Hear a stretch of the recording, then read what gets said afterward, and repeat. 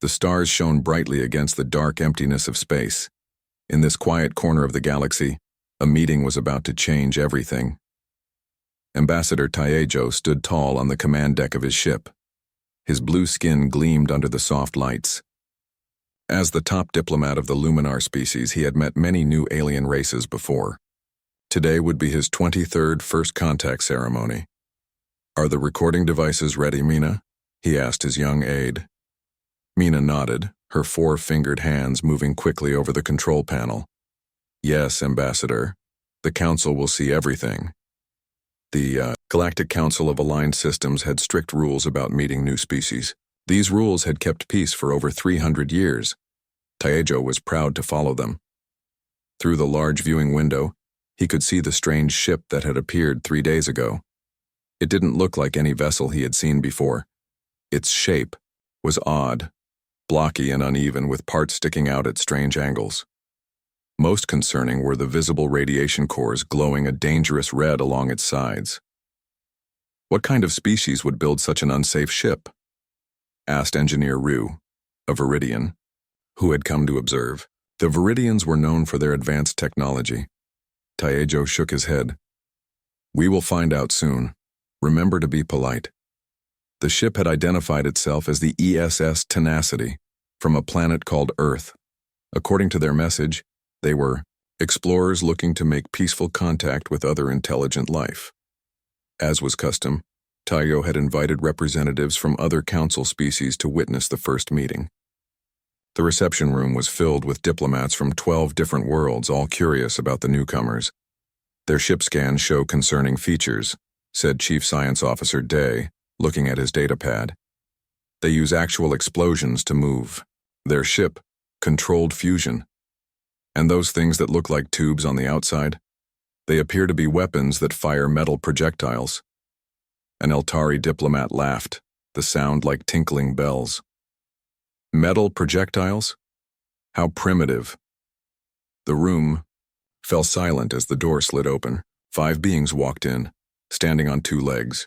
They had no scales, feathers, or fur except on the tops of their heads. Their skin was a light brown color, and they wore matching dark blue uniforms with patches on their shoulders. Taejo stepped forward. "I am Ambassador Taejo of the Luminar, representing the Galactic Council of Aligned Systems. We welcome you to our shared stars." The being in front bowed slightly. "Captain June of the Earth ship Tenacity. We bring greetings from Earth and the United Human Nations." Taejo noticed that these humans had no visible technology enhancements. No neural implants, no cybernetic limbs, nothing to help them interface with advanced systems. How did they operate their ship? The formal introductions continued, with each council representative greeting the humans. The humans were polite, but seemed uncomfortable with some of the alien forms. During the refreshment period that followed, Taejo overheard conversations as the council members examined the humans from a distance. "Their bodies are so fragile," whispered a reptilian Xanthi diplomat. "No natural armor at all." "And they breathe only oxygen," added another. "They would die in most planetary atmospheres." Engineer Ryu was talking loudly to a group of his fellow Viridians. "Their ship uses metal alloys instead of quantum-bonded materials. A single small rock could put a hole in it. And did you see their computer systems? I doubt they even have true AI." Taejo frowned. This was not the respectful welcome he had hoped to create. He moved closer to Captain June, who stood alone, sipping a blue drink. "I apologize if our welcome seems cold," Taejo said quietly. "Some species value technology above all else." Captain June smiled. It was an expression Taejo couldn't quite read.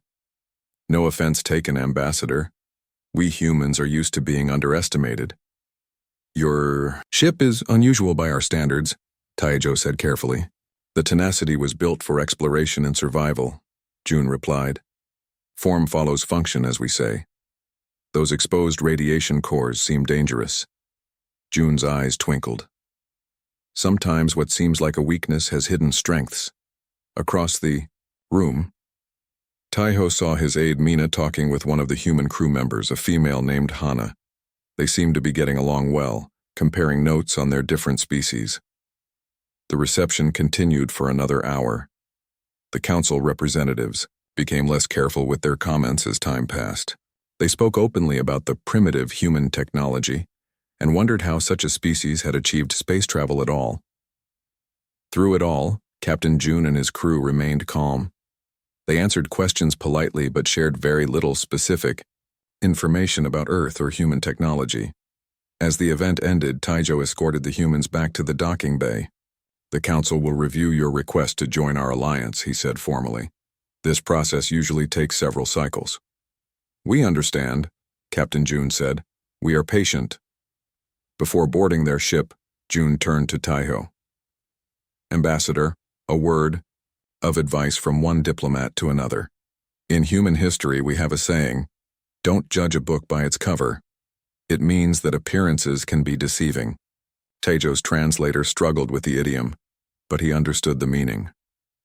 "Are you suggesting there is more to humans than we can see?" "I'm suggesting that survival often depends on being misunderstood," June replied.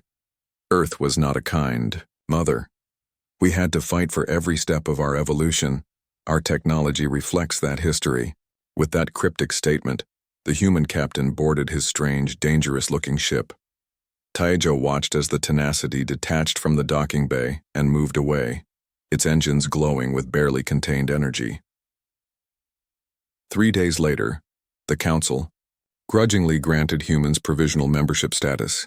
The vote was not unanimous. Many representatives argued that humans were too underdeveloped to contribute meaningfully to the alliance. In his private quarters, Taijo recorded his personal thoughts. "The humans puzzle me," he spoke into his journal. "Their technology seems primitive and dangerous by our standards, yet they have mastered faster than light travel. Their captain speaks with confidence despite the mockery of advanced species. I sense there is much they are not telling us." He paused, looking out at the stars. Most concerning is their history. When I asked about conflicts on their world, Captain June said simply, "We have survived over 10,000 wars. No species in council records has endured even a fraction of that number and survived. What kind of beings are forged in such fire? And what might they be capable of if threatened?" Taijo didn't know it then, but the answer would come all too soon. And it would change the galaxy forever. 3 weeks passed since the humans joined the Galactic Council. Their ship, the ESS Tenacity, had been assigned to visit different worlds.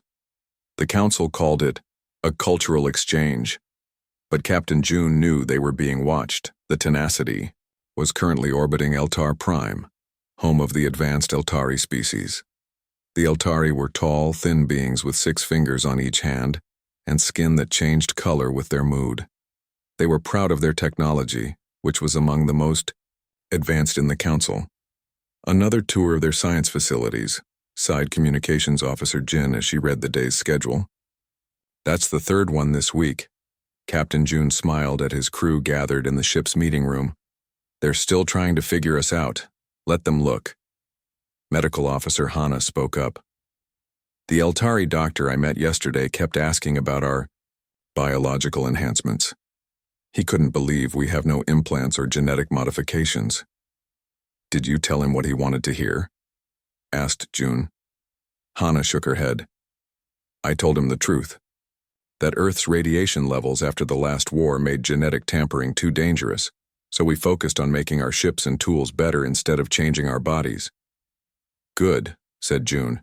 "Remember, we share enough to be polite, but the Council doesn't need to know everything." The meeting was interrupted by an urgent beep from the communication console. Jin rushed to answer it.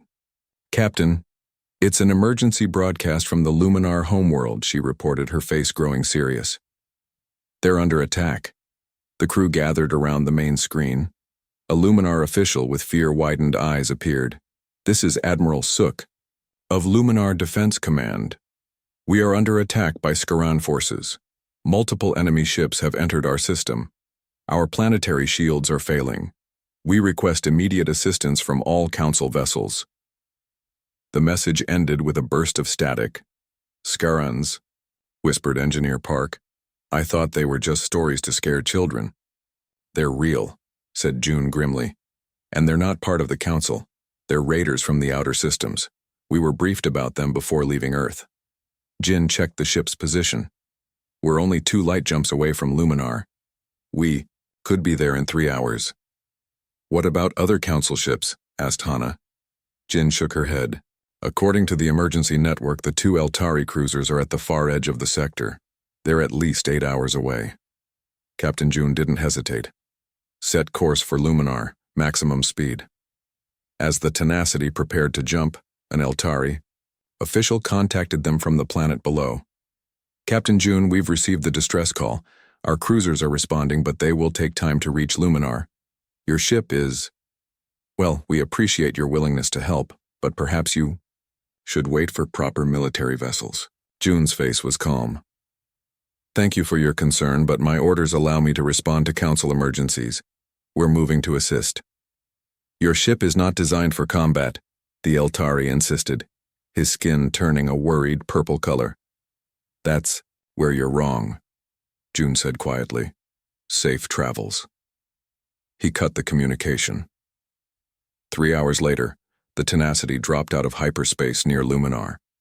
The beautiful blue-green planet was surrounded by ships, sleek, black vessels that moved like predators. Explosions flashed around the planet's orbital stations. 10 Scaran warships detected, reported Jin. They're attacking the planet's defense platforms. Open a channel to Luminar Defense Command, ordered June. Admiral Sook's face appeared on screen. He looked surprised to see humans. Captain June, you responded to our distress call? We were closest, said June. What's the situation? Sook spoke quickly. The Scarans appeared without warning. 3 of our orbital defense stations are already destroyed. The 4th is under heavy attack. Our ground-based defenses cannot target their ships effectively. We're evacuating civilians to underground shelters, but if they land troops... He didn't finish the sentence. We'll help buy you time, said June. Request permission to engage the enemy. Admiral Sook looked doubtful. Captain, I appreciate your courage, but your ship is alone against 10 Scaran vessels. The Eltari cruisers are still hours away. Numbers aren't everything in battle, said June. Permission to engage? After a moment's hesitation, Sook nodded. Permission granted, and thank you. June turned to his crew. Battle stations execute Protocol Omega. The crew moved with practiced speed. Unlike the automated ships of the Council races, the Tenacity required human hands at every station. This was by design. Activating secondary systems, called Engineer Park from his station. Around the ship, hidden compartments opened. Weapons that had been concealed during Council inspections emerged from the hull. Targeting systems online, reported Weapons Officer Kai. All railguns charged and ready. Radiation shielding at minimum, added Park.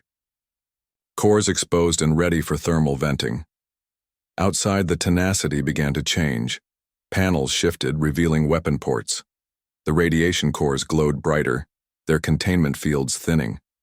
On the Luminar Defense Command Center, officers watched in amazement. What is happening to the human ship? Asked a young officer. Admiral Sook leaned forward. I don't know, but they seem to be transforming. On the main screen, they watched as the Tenacity accelerated toward the Scaran fleet. It was tiny compared to the black warships, like a beetle charging at wolves. 3 Scaran ships broke off from attacking the station and moved to intercept the lone human vessel. They're firing, called out Mina, who had been assigned to monitor the battle.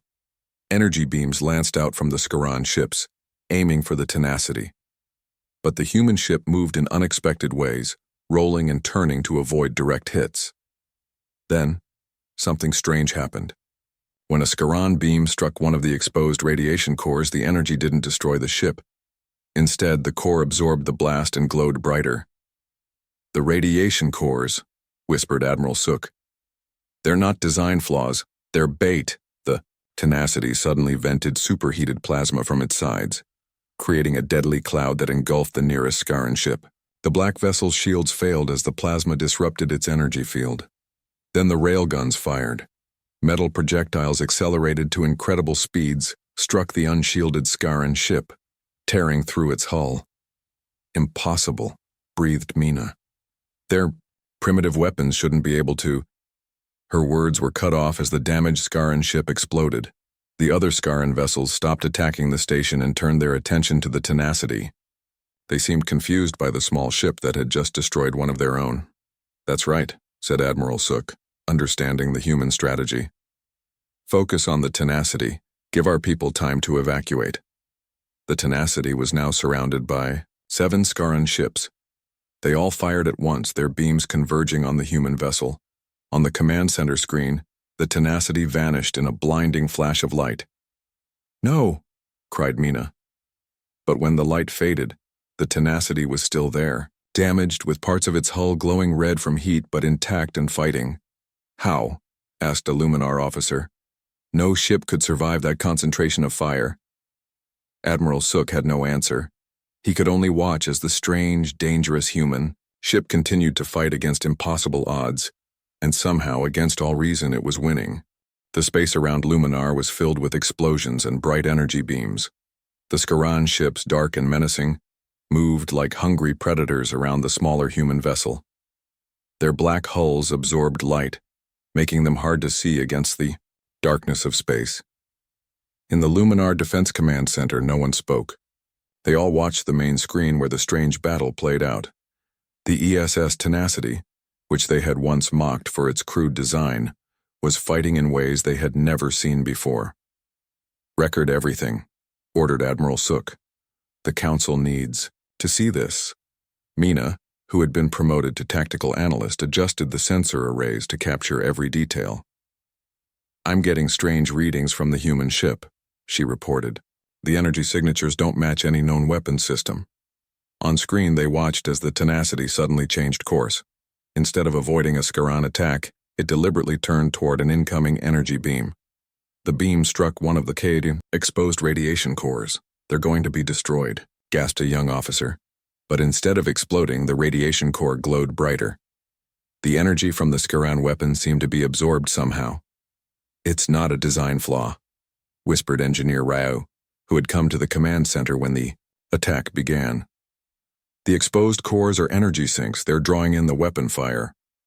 As they watched, the Tenacity vented superheated plasma directly into the path of an approaching Skaran vessel. The plasma created a deadly field that shorted out the enemy ship's shields, leaving it vulnerable. Their ship, said Ambassador Tejo in awe. It's designed to look vulnerable, to encourage attacks from specific vectors. The Tenacity fired its railguns. The projectile weapons that had seemed so primitive now showed their deadly purpose. Without needing to penetrate energy shields, the metal projectiles tore through the unprotected Skaran hull. The enemy ship broke apart, its pieces drifting into space. How is this possible? Asked a Luminar officer.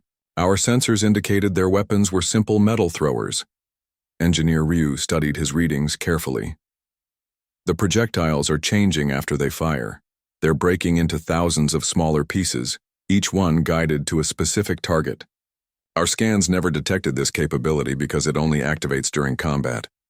On the bridge of the Tenacity, Captain June remained calm despite the chaos around him. His chair shook as the ship took another hit. Damage report, he called. Out, hull breach on Deck 3, reported Engineer Park. Automatic seals engaged. Railgun 2 is offline. Weapons Officer Kai worked quickly at his station. Railguns 1, 3, and 4 still operational, targeting next Skaran vessel. Communications Officer Jin looked up from her station. Captain, the Skarans are changing formation. 3 ships are moving to surround us. June nodded. They're adapting, so will we. Execute Maneuver Delta 6. The crew responded immediately. Unlike the automated ships of the Council races, the Tenacity relied on human hands and minds working together. Each crew member knew their role perfectly. The ship suddenly cut all power, appearing dead in space. The Skaran vessels moved closer, thinking they had disabled their small opponent. Now, ordered June. The Tenacity roared back to life. All its remaining railguns fired at once, targeting the nearest Skaran ship. The surprise attack was perfectly timed. The enemy vessel exploded in a spectacular ball of fire. In the Luminar Command Center, the officers watched with growing respect. Human tactics, said Admiral Sook thoughtfully. They're fighting as if they've done this before. Perhaps they have, said Taijo. Captain June told me humans survived over 10,000 wars on their home planet. Their technology is built from that experience. The battle continued. The Tenacity was taking heavy damage now, but it kept fighting. When one system failed, the crew switched to backups. When hull sections were breached, they sealed them and kept going. Look at this, said Mina, pointing to her screen. Our sensors show humans moving through damaged areas of their ship. They're making repairs during battle. Impossible, said Ryu. The radiation levels in those areas would kill most species. Not humans, apparently, said Admiral Sook. On the Tenacity, Medical Officer Hana worked frantically in the makeshift medical bay. Wounded crew members filled every available space. Despite the chaos, her movements were sure and calm. Pressure bandage here, she ordered a medical assistant. Move that patient to the critical area. A violent explosion rocked the ship. The lights flickered and went out for a moment before emergency power came on. What was that? Hana asked. As she steadied herself, a voice came over the ship's intercom. Direct hit to the main engine room. Engineer Park is injured. Medical team to engine room immediately. Hana grabbed her emergency kit and ran through the smoke-filled corridors. Parts of the ship were open to space, sealed only by emergency, force fields that flickered dangerously. In the engine room, she found Engineer Park trapped under a fallen metal beam. His leg was crushed, but he was still working, reaching for controls above his head. I need to stabilize the radiation core or we'll lose the ship, he gasped as Hana gave him something for the pain. Let me help you first, she insisted. No time, said Park. Ship first, then me. This was the human way, placing the mission above personal safety. Hana helped him reach the controls while she worked to free his leg. Back on the bridge, Captain June received the news that 5 more Skaran ships had been disabled or destroyed, but the Tenacity was badly damaged. Half the ship's systems were failing. We can't take much more of this, reported Jin. Life support is down to 50%. Hull integrity failing in multiple sections. June made a quick decision. Divert all remaining. Power to the forward radiation core. Prepare for core flash maneuver. The crew looked at him with wide eyes. Core flash was a last resort tactic, dangerous to the ship and everyone on it. Sir, said Kai, that could kill us all. It could, agreed Joan, but it will definitely kill them, and it will save the planet below. Do it. The crew obeyed without further question. They trusted their captain completely. In the Luminar Command Center, Mina suddenly stood up. Energy readings from the Tenacity are off the charts. Something's happening to their forward radiation core. On the main screen, they watched as the human ship's front section began to glow brighter and brighter. The light became so intense that the screen automatically darkened to protect their eyes. What are they doing? Asked Taijo in alarm. Before anyone could answer, a massive pulse of energy burst from the Tenacity. The wave expanded outward, washing over the remaining Skaran ships. Their shields failed instantly. Some of the smaller vessels simply broke apart. Others drifted powerless in space. Then the wave dissipated, and the Tenacity hung motionless, its lights flickering weakly. Are they? Admiral Sook couldn't finish the question. Life signs still detected, reported Mina, relief in her voice. But they're in bad shape. Multiple hull breaches, radiation leaking from damaged cores. Send rescue ships immediately, ordered Sook. Get medical teams ready. He turned to Taijo and Ryu. I want every available engineer prepared to help save that ship. As the Luminar rushed to help the damaged human vessel, Admiral Sook stared at the screen where the Tenacity drifted. All this time, he said quietly, we thought we were the advanced ones. And for the first time, the Council species began to understand just how much they had underestimated humans. The battle was over. The Skaran ships that could still fly had escaped, jumping away to unknown places in space. The Luminar planet was safe, but victory came at a great price. The ESS Tenacity floated in space, barely moving. Large holes marked its once solid hull. Air escaped from some of these holes, creating small clouds that quickly disappeared in the vacuum of space. Parts of the ship glowed red from heat. One of the engines was completely dark. From the Luminar defense station, Admiral Sook stared at the damaged human ship on his screen. The Tenacity had done the impossible. It had fought 17 Scaran warships and destroyed 12 of them. The remaining 5 had fled. The Eltari cruisers will arrive in 30 minutes, reported Mina, who had not left her post during the entire battle. The humans may not have 30 minutes, said Admiral Sook.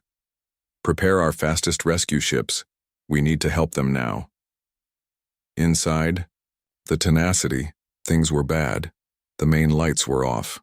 Only red emergency lights worked, making the ship's corridors look like they were filled with blood. Smoke hung in the air. The ship's normal gentle hum was replaced by creaking metal and hissing air leaks. On what remained of the bridge, Captain June sat in his command chair. Blood ran down the side of his face from a cut on his forehead.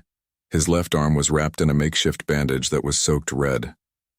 Around him, his crew worked at damaged control stations. "Status report," he said, his voice rough from breathing. Smoke Communications Officer Jin looked up from her station, which was partly melted. "Main communications are down. I've rigged an emergency beacon. The Luminar know we're alive, barely." Engineer Park's voice came through a damaged speaker. He was deep in the ship, trying to keep the engines from failing completely. "I've sealed the worst hull breaches with emergency patches. Life support is at 20%. We have maybe 3 hours of air left." "Weapons?" asked June. Weapons Officer Kai shook his head. "All railguns are either destroyed or out of ammunition. We have nothing left to fight with, Captain." June nodded slowly. "That's all right, we did what we came to do." The door to the bridge slid partly open, then stuck. Someone pushed it the rest of the way.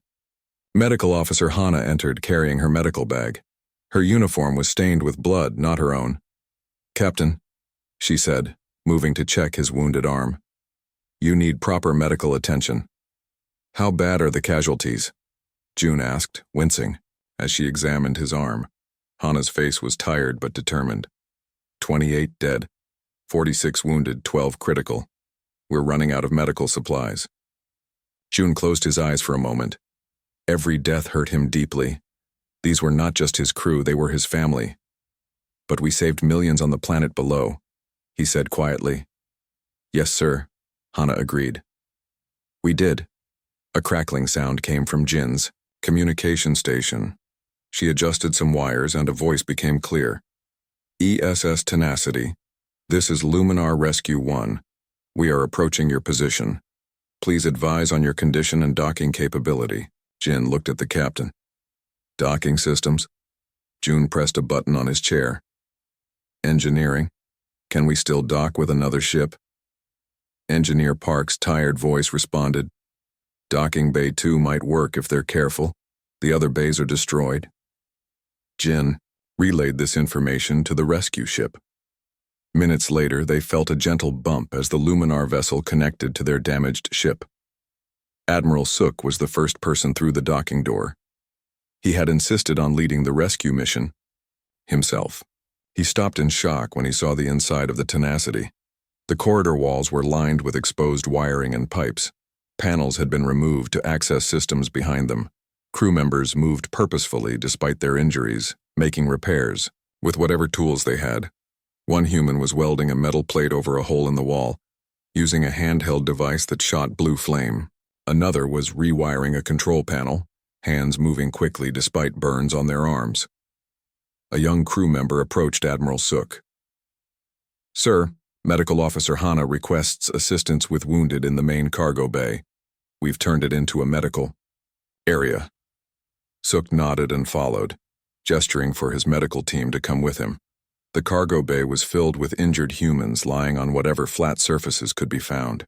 Medical Officer Hana moved between them, checking monitors made from pieces of different equipment wired together. When she saw the Luminar medical team, relief showed on her tired face. "Thank you for coming. Our most critical patients are in..." That corner. As the Luminar doctors began to help, Admiral Sook made his way to the bridge. He found Captain June still in his command chair, giving orders to his crew. "Captain," said Sook, "we need to evacuate your people. This ship may not survive much longer." June shook his head. "Not until all wounded are moved to safety, and I need some of my crew to stay. If the ship's core explodes, it could damage your station." "Your loyalty to this vessel is admirable," said Sook, "but surely it can be replaced." For the first time since Sook had met him, Captain June looked angry. "This isn't about the ship, Admiral. It's about the 46 wounded and 28 dead. They gave everything to save your world. I won't abandon them or their sacrifice." Sook was silent for a moment. Then he bowed his head. "I understand. How can we help?" Over the next several hours, the Luminar worked alongside the humans to save the wounded and stabilize the ship. The Eltari cruisers arrived and sent additional help. In the Luminar medical facility, Admiral Sook found Captain June sitting beside one of his injured crew members. The human captain had finally allowed his own wounds to be treated, but he refused to rest. "How?" Sook asked simply. "How did you keep fighting when your ship was so badly damaged?" Any council captain would have surrendered or retreated. June looked up at him. "Because we had to," he said. "Because your people were depending on us." "But the damage, the casualties." "On Earth we have a saying," June said. "The needs of the many outweigh the needs of the few. We knew the risks when we attacked the Scaran fleet." Sook sat down next to the human captain. "My people misjudged yours. We saw your different technology and thought it meant you were less advanced. We were wrong." "Different doesn't mean worse," said June. "Humans learn to survive by being adaptable. Our technology reflects that. We build our ships expecting them to be damaged and still function. But the personal cost is high," June agreed. "But we accept it. Every member of my crew volunteered for this mission knowing it might be one way." Admiral Sook was quiet for a long time. Finally, he said, "The council will be informed of your actions here. Your status will certainly change." "My only concern right now is my crew," said June, "and making sure the tenacity can be repaired, or at least that we can save what's important." "What's important?" asked Sook. "The logs, the records of those we lost. And this." June pulled a small metal object from his pocket. It was a simple circle of metal on a chain. "The ship's heart. Every human vessel has one. As long as it survives, the ship can be rebuilt." Sook didn't fully understand, but he could see that this small thing held great meaning for the human captain. "Your ship will be repaired," promised Sook. "The best engineers in the council will see to it." Captain June smiled slightly. "Just don't make it too pretty.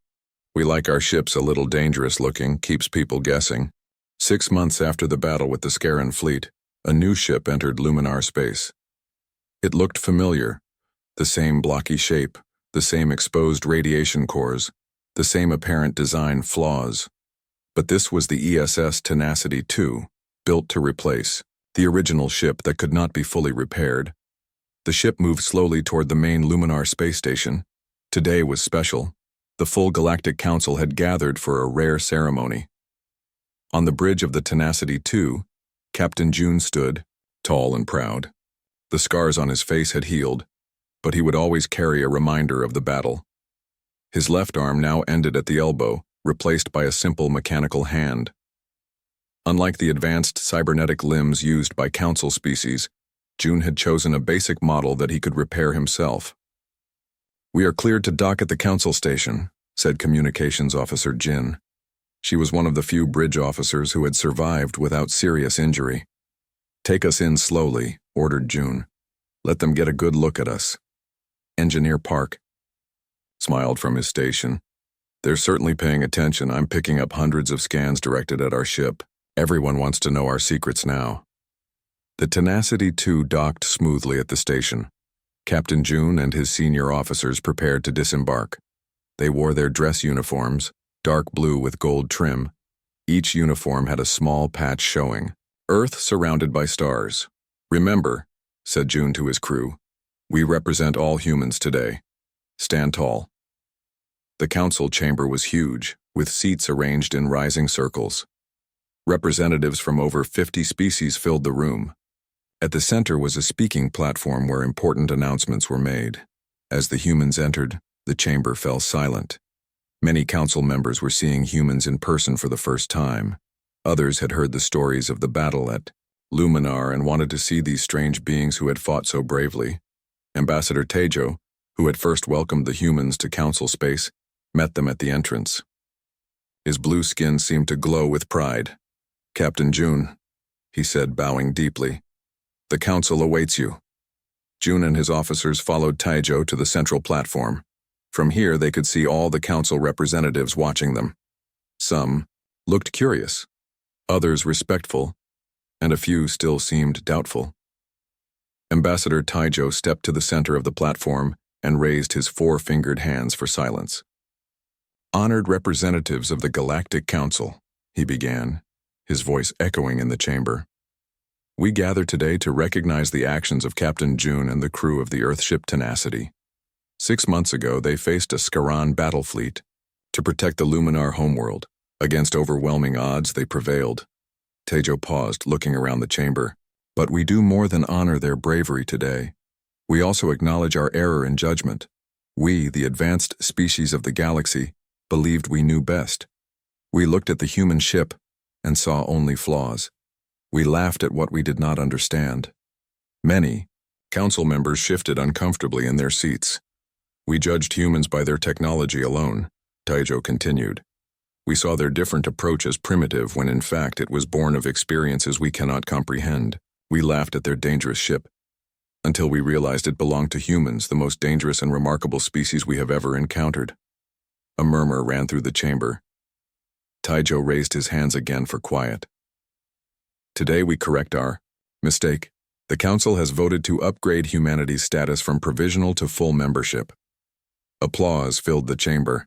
Even those who had been most critical of humans joined in.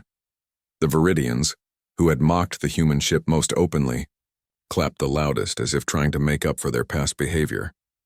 Tejo turned to Captain June. "Additionally, the Council has created a new designation specifically for Earth, Protected Sentinel World, a planet whose defensive capabilities are deemed essential to Council security." This announcement caused excited whispers throughout the ISAT chamber. No world had ever received this designation before. Captain June stepped forward to speak. The chamber went silent again. "On behalf of Earth and all humans, I thank the Council for this honor," he said. His voice was not loud, but it carried clearly. "We did not seek battle at Luminar, but neither did we shy away from it. That is the human way. We hope for peace but prepare for challenges." He looked around at the representatives. "Many of you have asked to study our ship and our technology. We are willing to share, to a point. Some aspects of human engineering come from our unique history and must remain our own, but we welcome the chance to learn from you as well. Different paths of development lead to different strengths. Together, we are stronger than alone." After the formal ceremony ended, the Council members mingled with the human officers. Many wanted to meet the heroes of Luminar. Engineer Ryu, who had once mocked the human vessel, approached Captain June with his head bowed in respect.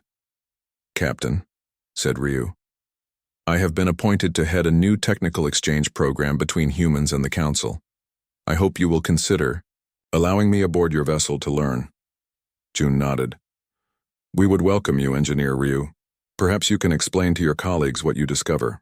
Ryu's face brightened. "I have already begun. Human engineering takes a completely different approach than ours. You prioritize redundancy, repairability, and adaptability over automation and efficiency. You build ships expecting them to be damaged and still function." "Necessity shapes design," said June simply. As the gathering continued, Admiral Sook approached Captain June.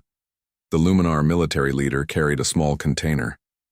"Captain," said Sook, "I've been authorized to share our most advanced shield technology with your people to better protect your vessels."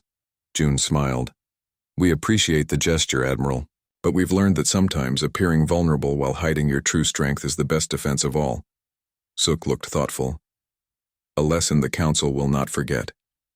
Later, as the humans prepared to return to their ship, Ambassador Taejo walked with Captain June through the station's observation deck.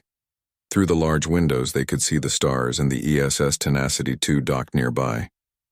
"Your new ship looks exactly like the old one," observed Taejo. "Even with the same distinctive features." June nodded. "We kept the design. It worked when it mattered most." The council engineers offered many improvements. Smoother hull, better hidden weapons, more advanced computer systems. "We took some of their suggestions," said June, "but we kept what makes our ships unique, what makes them human." Taejo turned to face the captain. "Many still wonder how your people developed such different technology from the rest of us." June looked out at the stars. "Earth was not an easy world to live on, Ambassador. Natural disasters, climate changes, wars. We had to adapt constantly. Our technology reflects that history, built to be fixed with limited resources, designed to keep working even when damaged." "A remarkable approach," said Taejo. "We weren't built to be safe," said June quietly. "We were built to survive." As Taejo watched the human captain return to his strange, dangerous ship, he finally understood. The exposed cores, the manual controls, the odd angles and visible weapons, they weren't flaws. They were statements. A message to any who might threaten humans. "We are not afraid to show our teeth. We have survived worse than you. We are ready. No one in the council would laugh at human ships again.